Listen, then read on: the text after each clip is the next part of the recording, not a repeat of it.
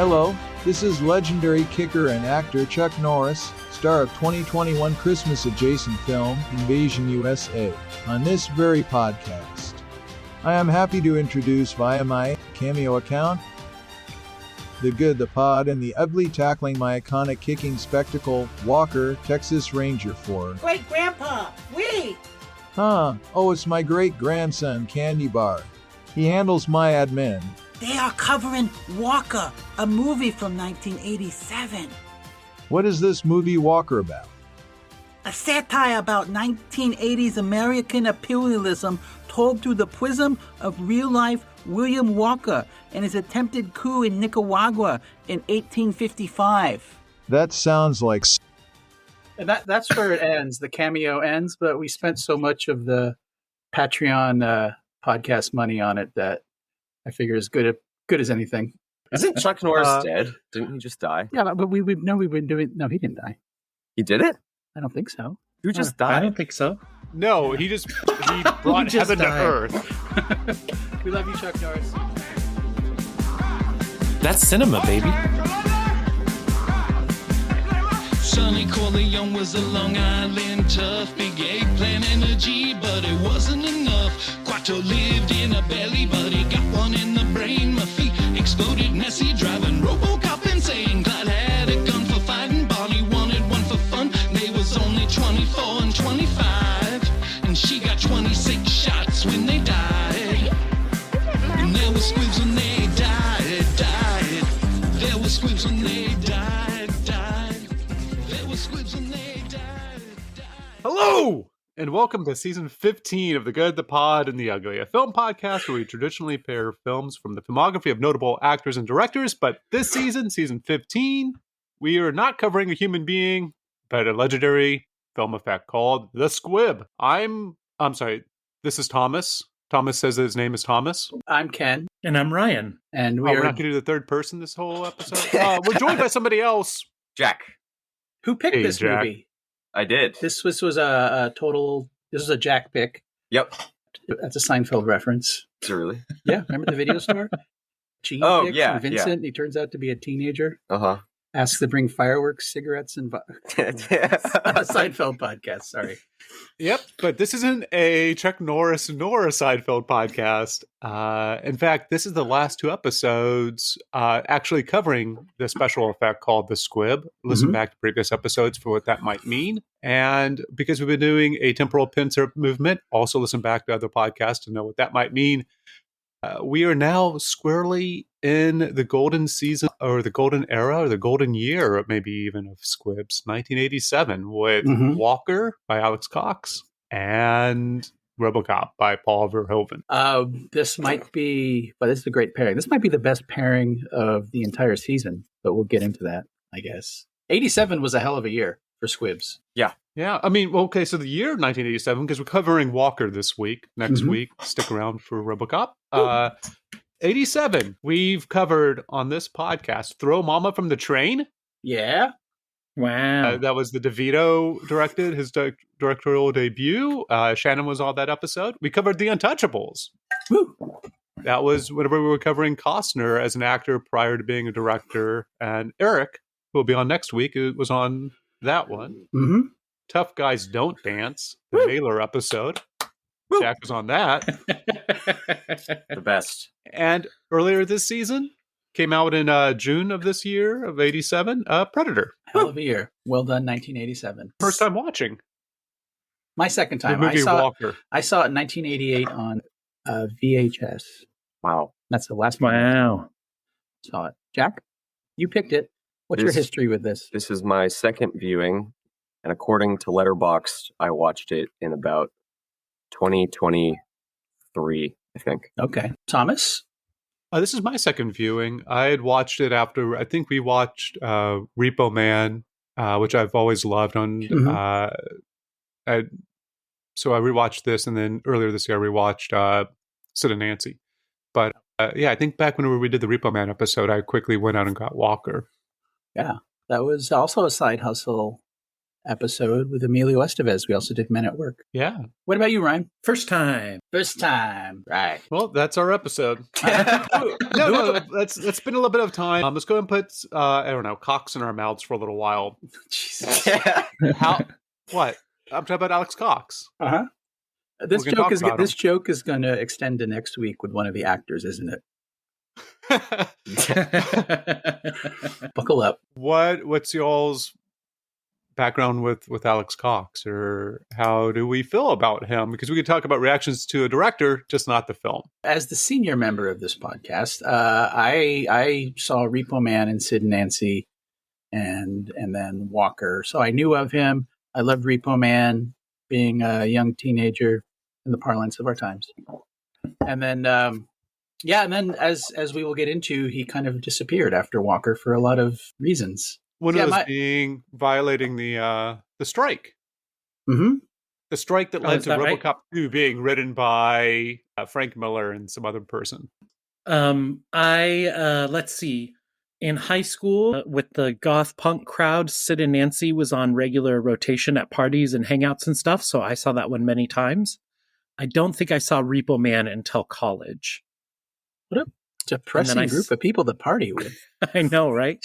It was a Walker or Pulp Fiction, depending upon who was hosting the party.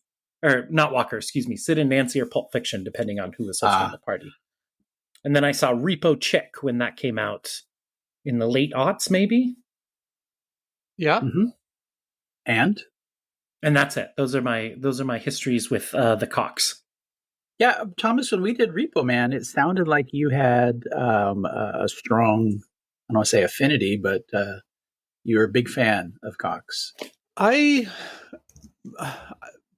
It's hard to say, because I thought I liked Cox. I thought I had more Cox in me than I actually did, because I'd watched, I watched Straight to Hell and didn't quite like it. I love Repo Man. I appreciate Sid and Nancy. Mm-hmm. And I can't talk about Walker because we're not at reactions. But since then, I'm not sure if he's made a decent film. Mainly because of budget, perhaps. But I do appreciate him as a commentator on film and him as a film creator. Yeah. Just his general deep appreciation for humanity. I don't know how you all watch this, but if you get the Blu-ray Criterion Collection from Multnomah County Library, Shut up. it has a whole feature, like a 20-minute feature by one of the extras talking about his experience on the film. Wow. As he's watching the film, they just edit it down to 20 minutes. Huh. Which is an amazing thing to think about, right? Like, why don't we hear, like, if you want to know a little bit about a film or what it's like working on that film, you're not just going to ask the person who's directing all the chaos, the director, or the cinematographer or the writer. I mean, might as well ask some people who actually worked on the film as more or less workers. Yeah. And so that, and like the genesis of this film seems very genuine. Like, it seems like it's somebody tackling an issue of the time, contemporary, and somebody trying to address something and make the world a little bit better. And I feel like that's been kind of Alex Cox's mantra since Repo Man. Yeah, to hear Alex Cox talk about film, it's hard not to both get a sense of his love of film, and also it gets you excited about film as well. Yeah. Does anyone know the story behind Fear and Loathing? And then we'll go into Jack's, because he picked the film. Yeah, I know Cox was originally going to direct it. I don't know what happened, but it led to Gilliam. Yeah. Yeah, I'm not sure what if anyone else knew the story behind why he was taken off of it. I did not get that, no. I did a lot of background on the writer of Walker, Rudy Wurlitzer. We could talk about that a little later, though. But I think we need to do a synopsis, because Walker is a very obscure film. We watched it. We rented it off of Amazon Prime. Yeah, that's how we watched it. So no extra features. Ryan, how did you watch it? I rented it from Apple TV. Okay. Fuck Tim Cook. Fuck Tim Apple. Yeah. All right, so Jack. Wait. Jack, yeah, what's your history with Mr. Alex Cox? I think before anything, I saw like YouTube videos of his various late night movie introductions. Yeah. That was probably the first experience I ever had with him On the as a BBC? filmmaker. Yeah. Okay. Like his intro, for some reason I've seen him introducing Rope, the Alfred Hitchcock movie, even though I've never seen Rope. But like he's just, the way he talks about movies is so engrossing and yeah, exciting, because he's clearly excited about it and he's clearly very knowledgeable. I think he's one of those filmmakers, sort of, he's a bit older than Tarantino, but taking from the same era of movies without blatantly ripping them off. Anyway, yeah. Hey, when you get a chance, watch his commentary on High Plains Drifter. Oh, yeah, that's right. Anyway, I think I just randomly came across Walker the first time I watched it, and I was like, what? There's a 90-minute acid western that's on Criterion from 1987 that's supposed to be hyper violent with the lead from RoboCop. I thought it was Peter Weller at the time. So did I! And did not realize until very late into the movie. And then, 90 minutes later, when I had picked up my brains off the floor after they'd melted out of my ears and eyeballs, I was able to appreciate it. And then someone got me a Repo Man VHS. I don't know. It was one of you, I think. If it wasn't Thomas, I'll take the blame. Yeah. I think it was actually you, Thomas. Yeah. And I watched that movie before my VCR broke. Might have broken the VCR, melting through it. And that just instantly became one of my favorite movies. So I definitely don't think he's probably made anything watchable in the last 30 years. It doesn't seem like it. Like the most recent movies he's directed have been like college class projects that he's been having his students do that he just slaps his name on. That none of them look like they're any good, but you know, he's clearly passionate enough about certain things to maybe unintentionally tank his entire career as a sacrifice to make a fantastic piece of art, which we will talk about later. Yeah, I want you to talk about the movie though. You referenced acid western. If you could say what, like, some comparables that some people might be more familiar with, and then what is the plot? What is the plot of Walker? Yeah, High Plains Drifter and what's the other one? El Topo are probably the two that are most comparable. That he definitely drew a lot from, at least even just visually. And the plot of Walker, on the surface, is a biopic of Colonel William Walker, who was one of the filibusters in the mid 18th or mid 19th century, who were people that would rally up an army and try to basically go claim a territory, an unclaimed territory where there just happened to be people living for thousands of years. And America. He decides to go to Nicaragua and take it over for Cornelius Vanderbilt and whatever rebel group they're supporting in the Civil War, so that they can build a canal and all sorts of trade shit. But then he starts to go insane and he takes over the country as the president. Yeah. So somebody becoming the president of a nation almost on a lark slowly goes insane and results in a good number of people dying. I'm glad we left that stuff in the 19th century. Yeah. Yeah, that was very good. The style of the movie, though, I think is what we need to talk about, isn't it? Yeah, and it's clear from the beginning that this isn't your grandpa's Western.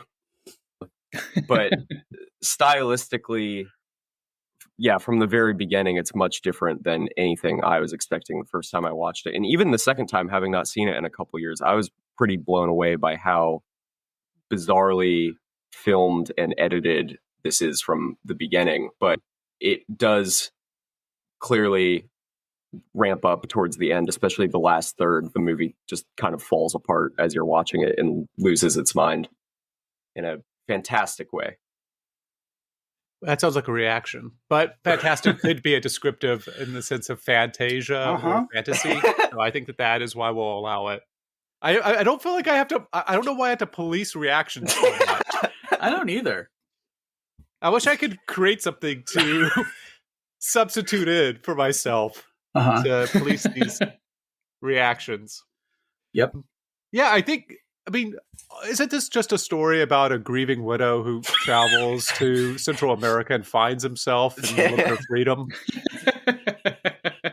Yeah, you basically described an A24 movie. Well, I think one thing that we might want to talk about when we get to reactions, and I think helps situate the viewer in that this is not going to be your grandpa's Western, which Alex Cox, I don't know how sincere he was in saying this, but I think he might have actually felt this. Kind of felt that this was going to be like a 4-quadrant movie. Like he really thought, no, seriously, he thought it seems like, at least from the the Blu-ray commentary, the Criterion commentary, that he did think that because he was working with a studio with a real budget, that this could have been, and it has a little bit of sex and romance in it, that this could have been, like, this might have been a very successful movie. Wow. Well, it's weird because next week's movie is also hyper-violent and satirical. And you could almost see, if you squint hard enough, what he was thinking, what he was reading in the zeitgeist. Yeah. I mean, it's Universal who financed it. And they let him, by Edward Pressman. Pretty much final cut. And yeah, this film made less than $1 million in the box office. Released the same week as 3 Men and a Baby, which was number 1. Leonard Nimoy. Leonard Nimoy. I don't know why. Yeah. and the week afterwards was Throw Mama from a Train. Wow. This is the same year as Ishtar as well. Ishtar is an underappreciated masterpiece, which we may also discuss in reactions of this film. Yeah. We're not there yet, though. True. Right. But yeah, so the film opens with Walker in Mexico, trying, like Aaron Burr did, to conquer portions of Mexico for the United States. Whether or not he was trying to do so to expand slavery or not, it seems like from the film, at least, that's a no because of his wife, But it opens with slow motion with, I would say the Joe Strummer score is an interesting accompaniment. Mm-hmm. And it might be something that people would bump up against, but it also explains that you're not in your normal Western, as your hero is retreating with a God-given, it seems like a miraculous sandstorm. It lets them have their retreat. Mm-hmm. But he does tell somebody, like, it's been an honor serving you, and he's like, I just serve God. And that guy goes, like, raise an American flag or something and gets shot to shit. And it's all in slow-mo, like just like bloody slow-mo to music that doesn't quite later, like the theme for Walker will have like a Western cadence to it, but it feels a little off or strange, at least to my viewing. Yeah. Then you get him then there's one of the weirdest, most unnerving scenes of him in a parlor with some other men, and one of the most horrific sounding violin that a child is practicing in the background. Okay, you're talking about after the court, whenever. After the court with those cool fans, which how come we never discuss how things were cooled off in the 19th century? That entire scene of Richard Macer, one of my favorite character actors in The Other Men, and him translating for Marlee Matlin. Yeah. She's great. I thought she was going to have a bigger role. I'm always surprised how quickly she exits stage right. But the kid and the piano in the background makes that scene almost unwatchable. As it goes on, it almost becomes funny. I don't know if that was intentional or not. But I would say, yeah. I mean, it puts me on edge. Because, it's also great because she can't hear any of it, or what she can hear might sound different than it does to us. Yeah, being hearing impaired, maybe fully deaf. I think that scene really kind of sets the tone for the movie. I think pretty much in every scene, Cox has something going on that kind of undermines the drama of what you're seeing. And in that scene, starting off with the tone deaf musical practice, underneath the dialogue really hits hard kind of the approach that he'll take in the rest of the film. Because the people playing in the background is fairly standard for historical films. There's always some child in the background practicing, but usually it's kind of pretty. Yeah, I think we have diegetic music, right? Yeah. I think that scene is brilliant because what they're discussing so elegantly with their drinks and their suits and their cigars is stuff that is morally absurdly disgusting and reprehensible. Mm-hmm. And the fact that there is horrible, screeching, unlistenable music in the background really highlights that. Yeah, it's an amazing way to set your picture up. Yeah. Yeah, in period pieces, there are always aristocrats, as you said, Ken, who are playing music in the background. But as anyone who plays music would know, not everybody is talented enough to pull that stuff off. So you got to imagine that a lot of the time it actually sounded horrendous. Mm-hmm. I wonder if she was paying that person, not knowing that they weren't very good. Right. It was all a bit of a grift. I'm not sure. Wow. Hey, we get a friend of Eddie Coyle in this, don't we? Yeah, Peter Boyle. Woo! As Vanderbilt, the Commodore? Right? Commodore Cornelius Vanderbilt. Mm-hmm. I love rich people who give themselves rank, even though they have no connection to it. Yeah. Right. It's never not funny. Well, so his first scene is interesting, but I would say the second time that he shows up on screen in the train with the people who are trying to undermine him with Walker is, I can't quite tell what reality we're in that moment when he throws flowers at them and then pours the vase of water over his head. Mm-hmm. There's a fucking computer, in the background. Yeah. Well, they have to do business transactions even back then. And we should mention that that part of this movie is a number of anachronistic inclusions, mostly of magazines, sometimes cars, and then until you get to the end, which is very much helicopter out of Saigon purposeful. Ending. Yeah, and they get increasingly absurd and more in the foreground as the movie goes on. The first couple, I don't know if you guys had the same experience or if you remember because you're a dinosaur and the last time you saw it was 50 million years ago. But the first time I watched it, I didn't notice the magazines or the car. And those are the first anachronisms or the first really noticeable actually, ones. I don't think that they are. Yeah, I mean, they're definitely when they go past the carriage. But on this viewing, and maybe someone correct me, I think that the anachronisms come right after Walker's talking about contemplating a blade of grass on the shore, and he looks out, and I think there's a ship, which might be a ship from a different time period. Oh, yeah. And so when he's looking at that blade of grass, he's saying, you see all of eternity in this, all timelines, basically, which allows that anachronism, which then allows the whole movie to open up with more things that are atemporal, but rhyme. Yeah. Or have resonance in our present time to what was going on back then. So that is my understanding of how that how that portion of the film allows for all the anachronisms to come after it. Wow. An eternal logic. But I could be wrong. There might be one before that I haven't spotted. Yeah. Could we talk a little bit about the film's writer, Rudy Wurlitzer? Please. He was a writer, and he wrote the script to Walker. No. Cool. He was he was started as an author, wrote in the late 1960s a film. Did he start as a boy? Started as a boy.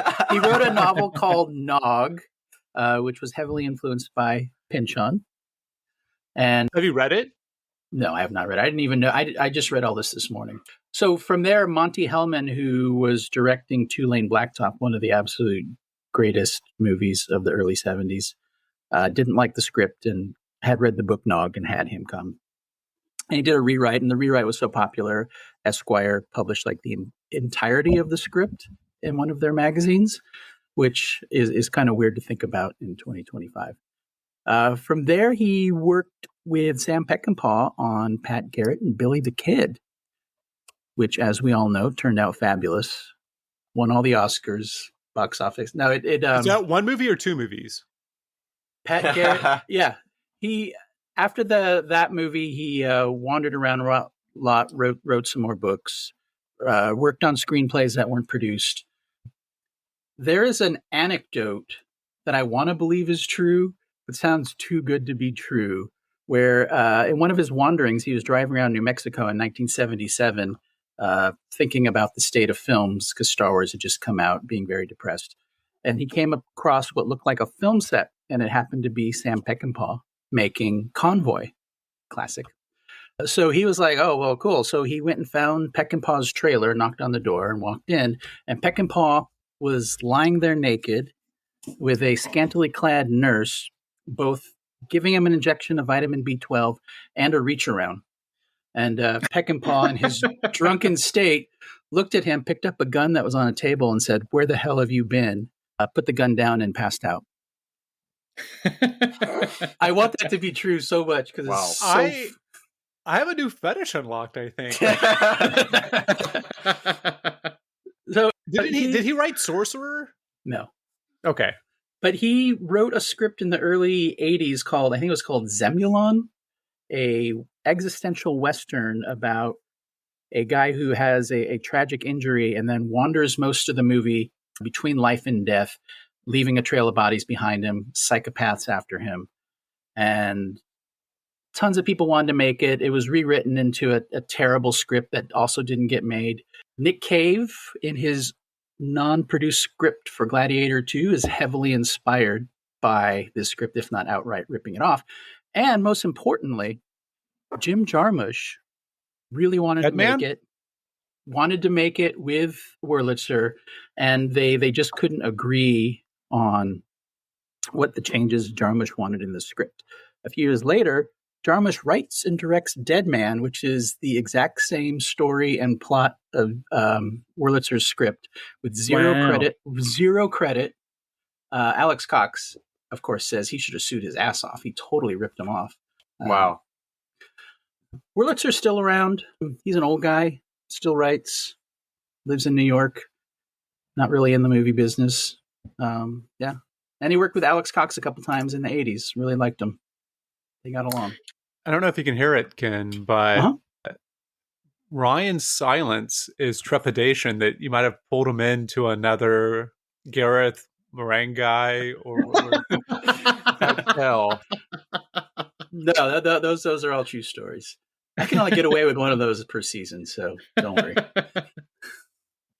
Wait to hear the aborted script of RoboCop 2 next week. Jack, you were going to say something before I jumped in? Oh, I was just going to say I thought I recognized his name, but yeah, he comes up on the Thomas Pynchon subreddit a lot, where I spend a lot of my free time.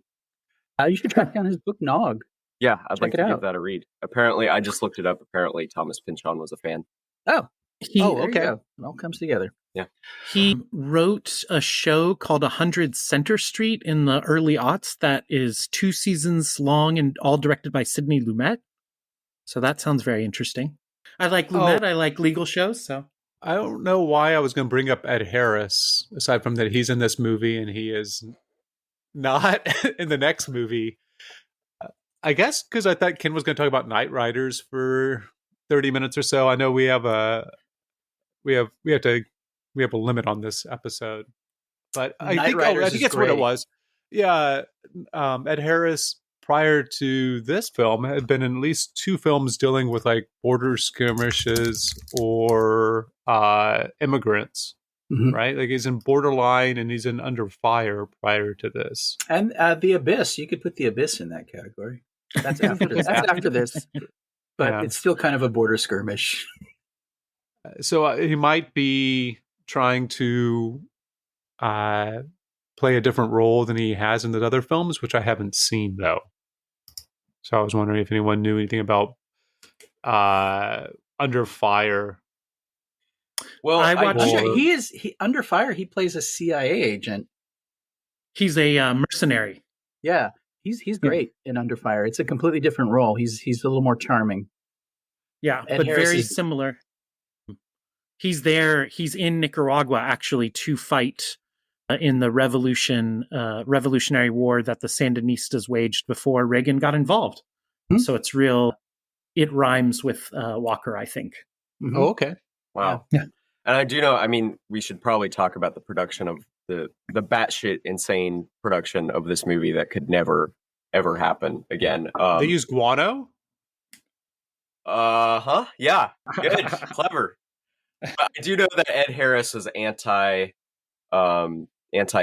and anti-U.S. intervention, and hopes that put up a lot of his money to help make this picture, and really believed in it as something that people might see and rally around, which, as we all know, this movie was a smash hit, won all the Oscars, and actually convinced Reagan to stop funding terrorist groups in Nicaragua. Wait, I'm not a very big student of history, and that's all exactly before what my happened. time. Is that what happened? Okay, I need to ask the olds on the let's podcast. not. We won't even bring up the Iran Contra affair, which.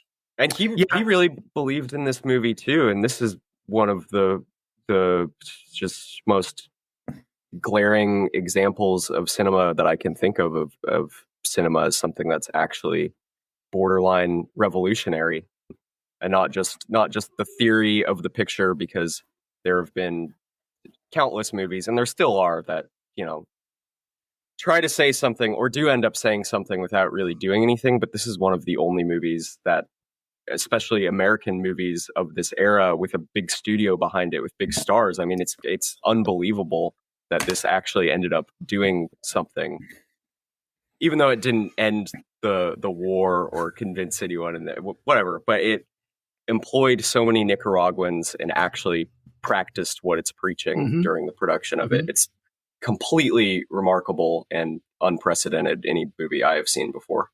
Yeah, and he, I guess, after employing all these locals to help build the sets and spreading money around that economy, my understanding is Cox stayed in country to edit the film. Yeah. To continue, so he's not just swooping in and swooping out. Or, I mean, another alternative might be that he wanted to make sure that he had control of the print, and it can't be taken away from him like things had been for other directors in the past. Sam Peckinpah, for one. We were just talking about him. Ryan, thoughts? Are we at reactions? No, we haven't even talked about two people who died in this film. Okay, now we did. They paid for the funeral for one of those people. But that does go to, like, not only is Cox having to try and shoot a film, he's also shooting it in a foreign country where I guess he was held up at the border trying to cross in through Guatemala for a week, a country that is in conflict. And in addition to all that, he's dealing with lawsuits from the bonding company because they didn't, I guess, realize that he was shooting on location. Wow. Yeah, they all gave up their salaries because of the shortage of missing a week. Made the film almost untenable to make. And then they had to give back their salaries. This doesn't feel like, but I guess when this is said, maybe this goes into your reaction, Ryan. So we'll maybe use this as a segue. They weren't able to shoot a lot of coverage and do reshoots. And so some of the scenes, they're missing the actor that they would have had in the script, or some of it's improvised. It feels like some of this was kind of edited together with a Band-Aid. Mm-hmm. It's very reminiscent of late 60s, early 70s acid, and then whatever genre you're talking about.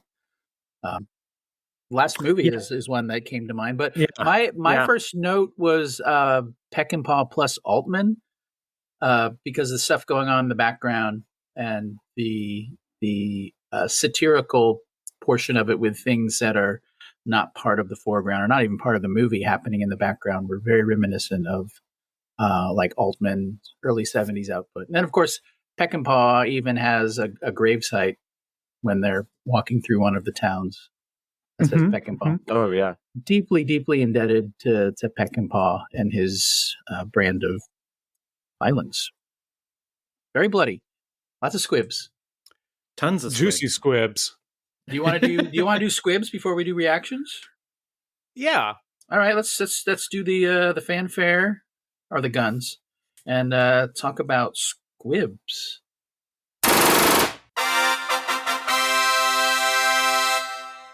First of all, the squibs are fucking great. Yes. Yeah, universally. Thomas, Yeah. No objection. no objection. Okay. Do we have a best squib?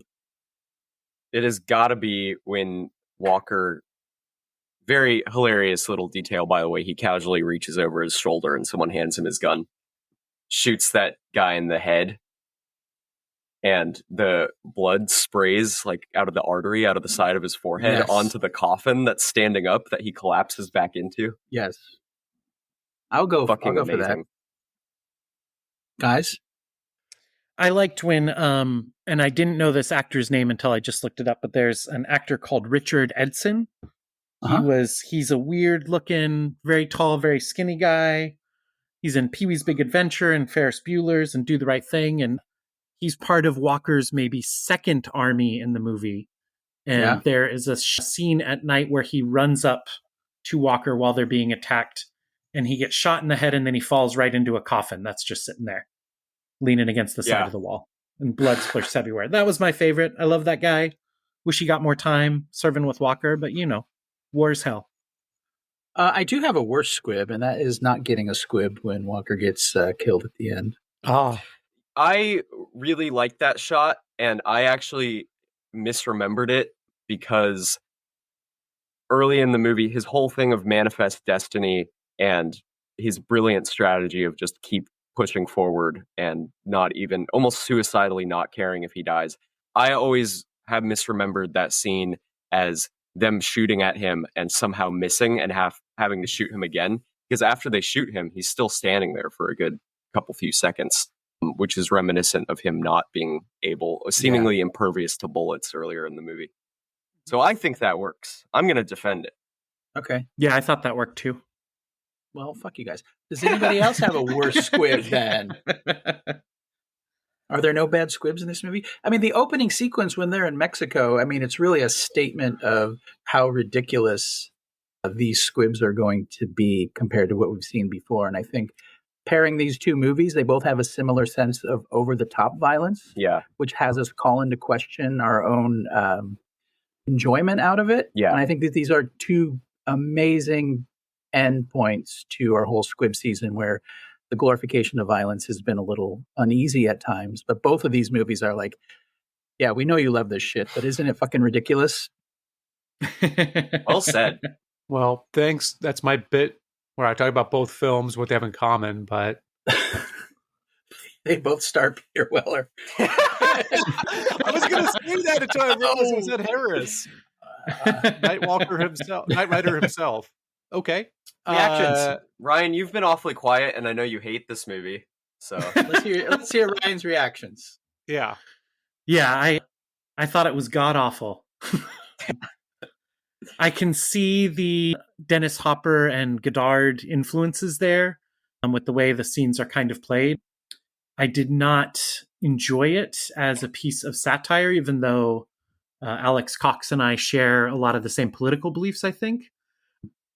And I can understand, I think, why people like it. It just really rubbed me the wrong way. I felt like I said earlier, every scene has some element in it to undermine the dramatic tension and kind of the narrative flow.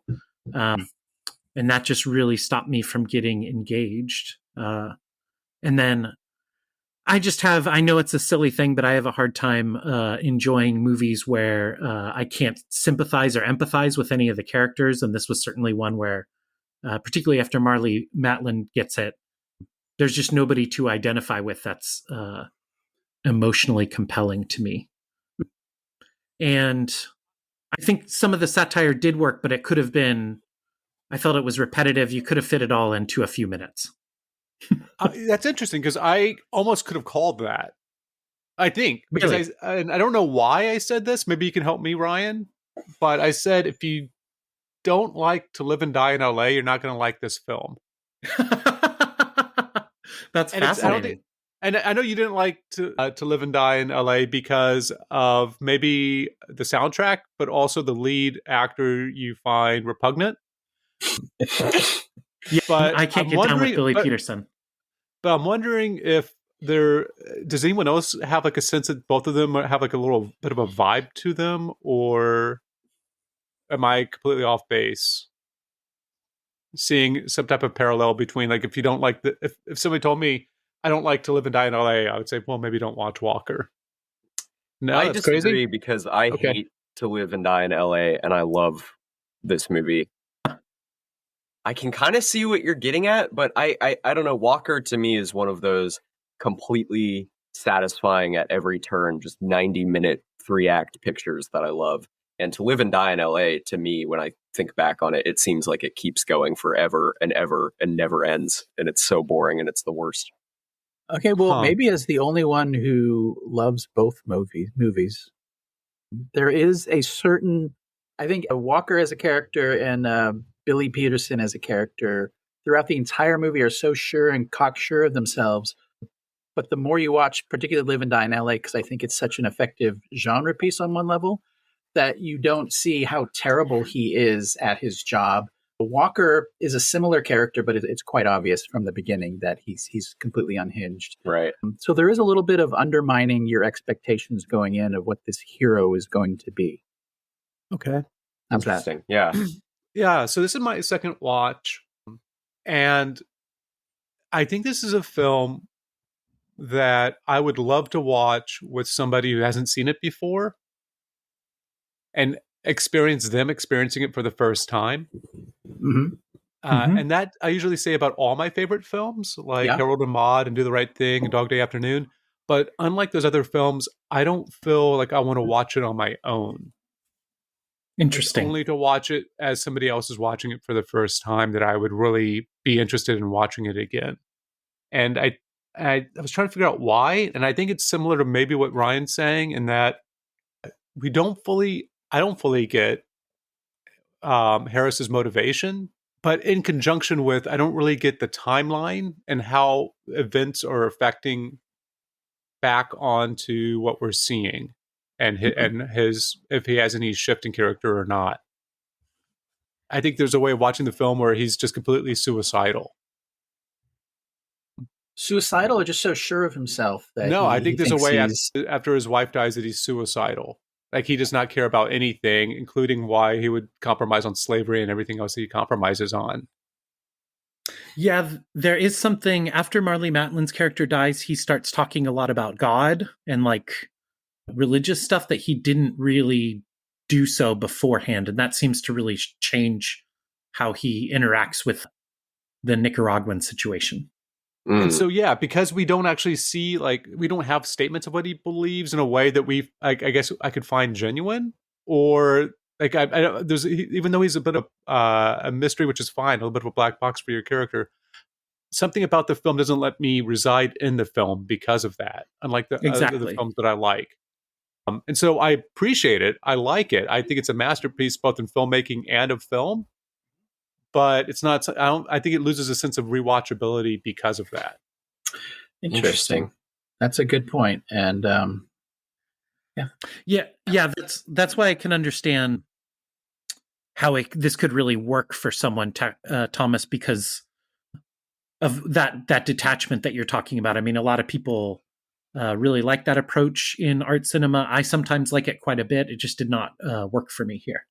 Well, I think what's crazier for me, what's amazing about this film is like the juxtaposition between his dialogue and what happens, or voiceover and what happens.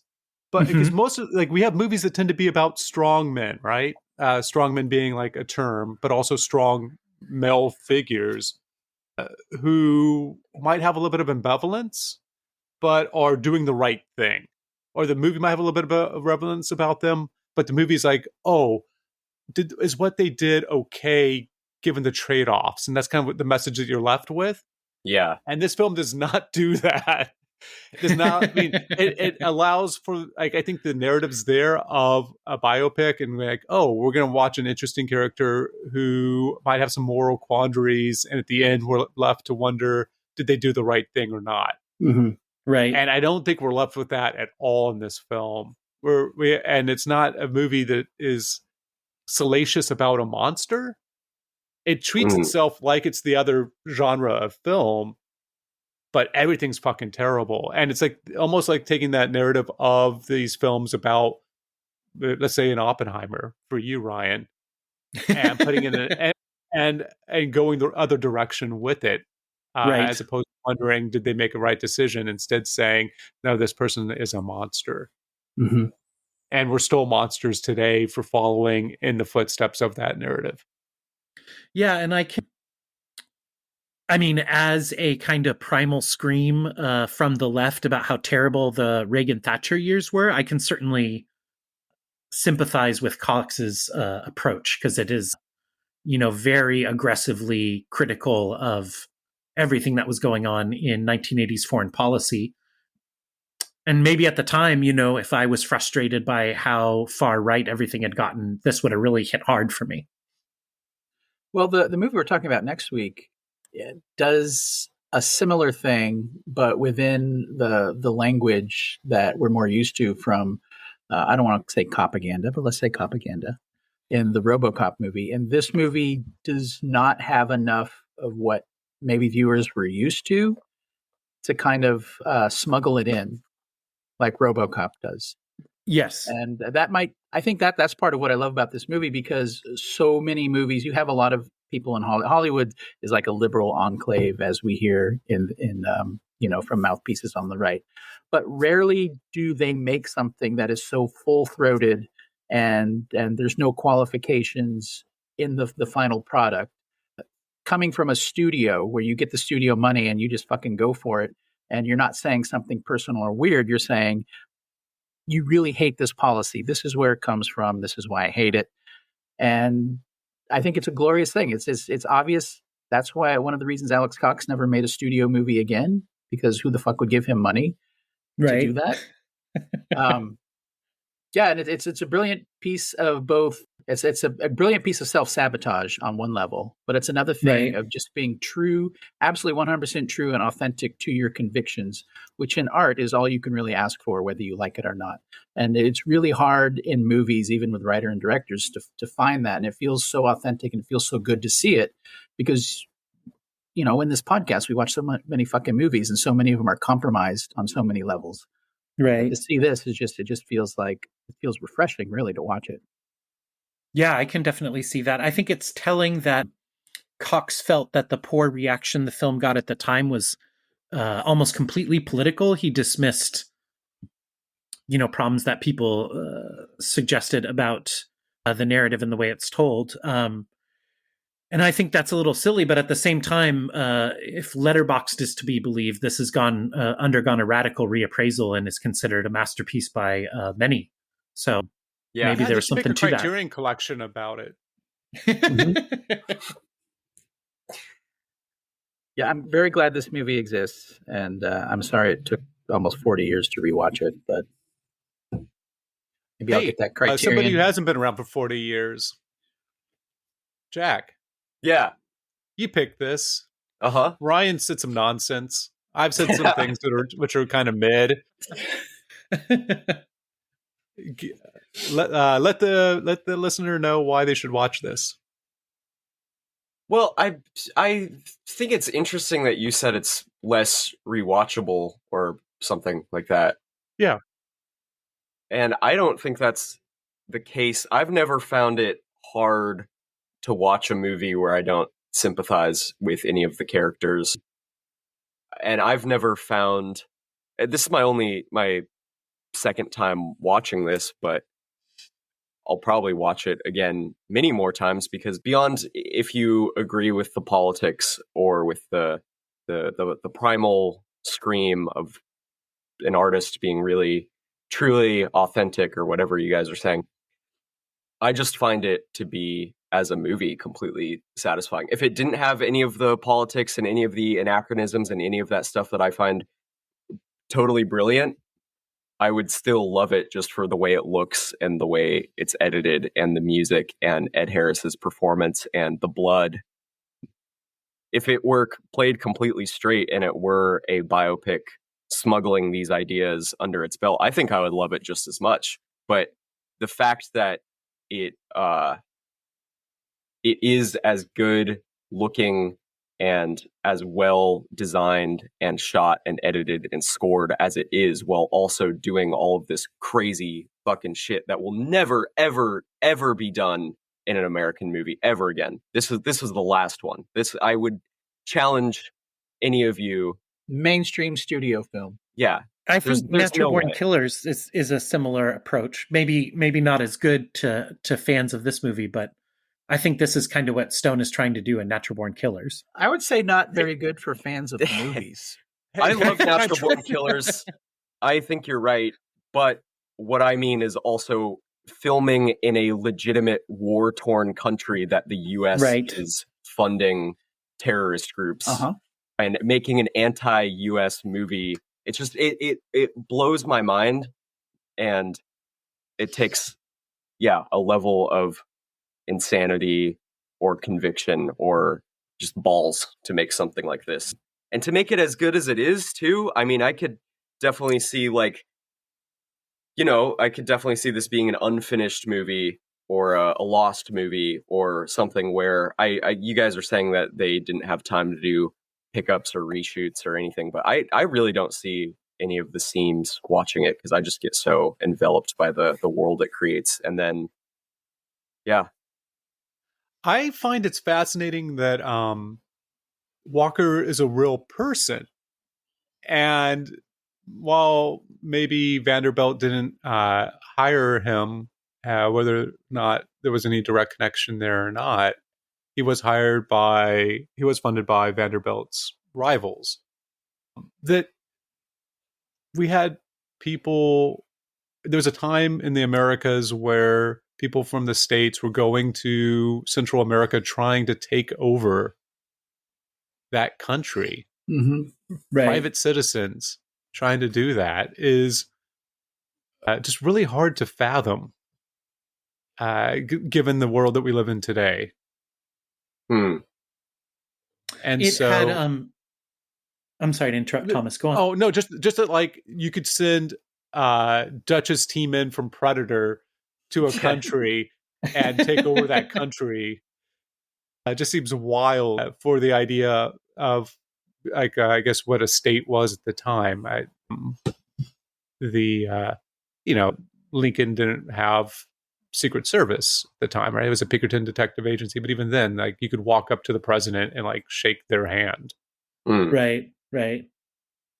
It reminded me, just when you were talking, Thomas, of a little bit of the history of Astoria, Oregon, which Thomas Jefferson contracted some of his rich friends to sail around the bottom of South America and go land in Astoria and establish a second United States, a Western United States, capital Astoria, Oregon. Of course, that didn't happen, but it was a similar sort of thing where Jefferson just asked some of his friends to go make this new country happen, take over the local Native American land and kind of just launch America a second time on their own. Well, I grew up in Texas, which was its own country for a short spell. Right. While waiting to be admitted to the Union and then the Confederacy. What is the official time span of a short spell? I think everything's bigger in Texas, so it might be 5 years. I don't recall. I've denounced my Texas citizenship.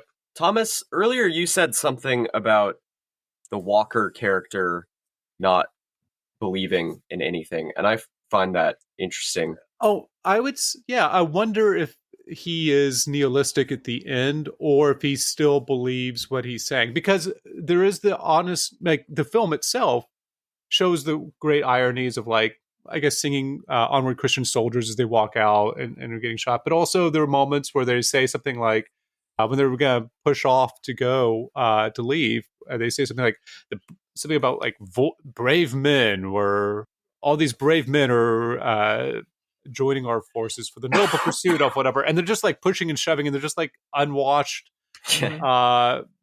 guerrillas, right? Like there's people who were warfare fighters for, I guess guerrillas isn't the right word. They're mercenaries, but they're doing it for political reasons, presumably, like for just looting and for prestige and a chance to get out of whatever worse conditions that they probably have. Or when they says like whenever they take over the country and there's like the entire country rejoiced and it's like people weeping and so there's a deliberate irony there, but I don't know at any point what Walker actually believes and what his actual motivation is. I think. Go ahead. I would like to throw out there that he doesn't believe any of that, and that he is America, and that it honestly does not matter what he believes in. And I think that's the point of the movie at that final speech that he gives in the church, which I was amazed to learn was completely improvised. Really? Because that is kind of the whole thesis of the movie. And this time watching it, I was full on crying with laughter at every line he says, just getting worse and worse, where he's saying, you are America's destiny and we will never ever leave you alone. And he's almost looking at the camera saying it to the country of Nicaragua, right? And that's the thesis of the movie right there, is this thing that happened, this horrible group of people who went in and destroyed everything. I mean, the ending montages, basically they've unleashed hell on earth with just rape and looting and pillaging and murder and burning the entire city.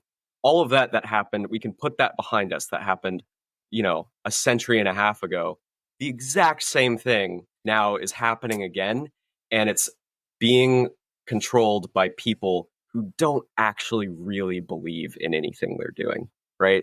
There's no point to it. It is completely absurd that it ever happened, and that the fact that it's still happening on slightly different terms is completely pointless and horrible. And I think it's an interesting film if we leave out the anachronisms, but I don't think it's as strong or as important of a film, because that ending with the helicopter coming in, and then I think one of the most effective endings of any film I've ever seen for a movie. Well, this isn't an issues film in the sense of, I think, the genre, but the ending with the television, just showing clips of what's actually going on. Of the people in Nicaragua cleaning corpses in the street, wiping them down. It's horrific. Yeah, and that's really, I usually don't like movies that keep playing into the credits, but this is the one case where I actually feel like the credits are better than the entire movie you've just watched. They kind of make the point more succinctly. It starts off with the clip of Reagan saying that we will never have a ground invasion of anywhere in Central America, and then showing all the dead bodies. Here's a question I had for Ryan, who I guess in 2 episodes we'll talk a little bit more about music with. Mm-hmm. How do you feel about a xylophone in your score? I actually thought the music was great, and that was the one area where the anachronisms, along with the magazines, those two things really worked for me. I liked when the music got jaunty, when things were going terrible. I love that haunting little piano melody that plays throughout. Yeah. So and to Jack's point, I do think this movie was very well made. I think that despite the chaos on set, Cox seemed to capture exactly what he wanted out of the acting and the set dressing and the music and stuff like that. It all seemed to come together in a good package as far as what he was trying to do. Just don't like it. It just absolutely didn't work for me. And it's interesting, Jack and Ken in particular, but I think all three of you have cited the full-throated, just aggressive political, the confrontational mode that the movie is in. And it reminded me of John Sayles, who's also a radical communist, but comes at things from exactly the opposite way of, to your point about what this film doesn't do, Jack, his movies take a political issue and really try and get you inside it and make you sympathize with the characters so that the radical politics are kind of smuggled into the story. They're not shouting at you from, the first scene. Whether Sayles is a better filmmaker or more effective in getting his politics across, I have no idea, but it's fascinating to juxtapose these two guys' approach to similar ideas. So a director whose name is a sentence. Anyway, I didn't live through this period of time because me and Thomas are youngins. Youths. But I think that there is a certain point where, subtlety just doesn't work. Like, why not? Why not go for it? I think this is one of those periods in history. Yeah, I certainly agree, liking a lot of like the punk rock and underground music of the time. And it was very much the despairing on the left that there would never be another socialist or leftist voice in politics based on what was going on. I certainly get that must have been terrible to live through, and it would make you really, really angry. Angry enough to make a Western about it. Yeah. Damn right. Before we wrap this up, Jack is not going to be on our season finale next week for RoboCop, but he watched it with me earlier this week. And if you have anything succinctly to say about your feelings about it, you can do reaction. I love Robot Cop. It's one of my favorite movies. Basil Poldorius doing the music. Great name. Yeah. Peter Weller moves like an actual robot. I still don't understand how they got his face to look bigger than his skull at the end when he takes the mask off. Like, actually, they must have actually replaced parts of him with a robot to be able to pull that effect off, because otherwise it doesn't make any sense. I always forget that Robot Cop goes to a nightclub, which is fun. Uh-huh. And I love when he stabs the dude and there's that thick, gooey wallop of blood on his face. Yeah. And I love the fact that he drove around in his tighty-whities because he couldn't fit in the robot car. All right, that's a good teaser for next week. Yeah. Our season finale. And best, because you're doing best and worst, right? Yeah. Let me really, really quickly, you can cut this out, pull up the Squib season list, because I forget all the movies. How about really quickly, I'll just read all 20 films. Hell to Eternity, Bonnie and Clyde, Scarface, Terminator, To Live and Die in LA, FX, Mona Lisa, RoboCop, Walker, Predator, Elephant, Miller's Crossing, Clear Cut, Hard Target, Way of the Gun, That Other Elephant, Django, Unchained Django, Two Wick John, and Revenge. Okay, my favorite Squibs that I think Walker is my favorite Squib movie of all time. And the best that we watched all season, I would have to tie with Miller's Crossing and Revenge, two of my favorite movies. And the worst was probably To Live and Die in LA for me. Also, reappraised Way of the Gun, now one of my very favorite movies of all time, having watched it twice on direct-to-video disc. I don't know if we can... Thomas's birthday's coming up. Unfollow. I wonder what he might get. Gun? Huh. Ryan, thank you for the theme song. Thank you, Ryan. Yeah, you're welcome. I'll miss you, Jack. Yeah, be with us next week for RoboCop. Your move, creep. Dun, dun, dun, dun, dun. That's pretty good. They died, yeah, they made a big mess when they died. They follow Walker down South American way. It got squibby, sticky, messy when they got there that day. Peyton lost his love and so he made a face. Django met a dentist, but big holes in little brains. Montoya's chest exploded, somehow wasn't the cocaine.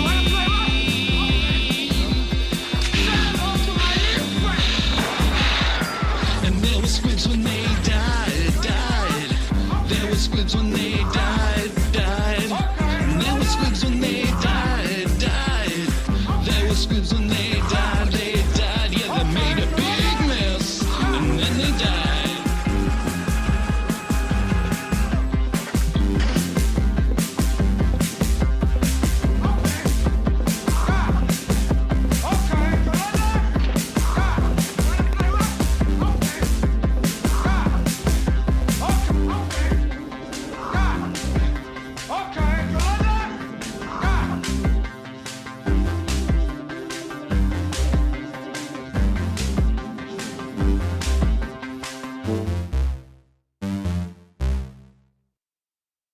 I have a new fetish unlocked, I think. I've denounced my Texas citizenship. Oh, it's my great grandson, Candy Bar.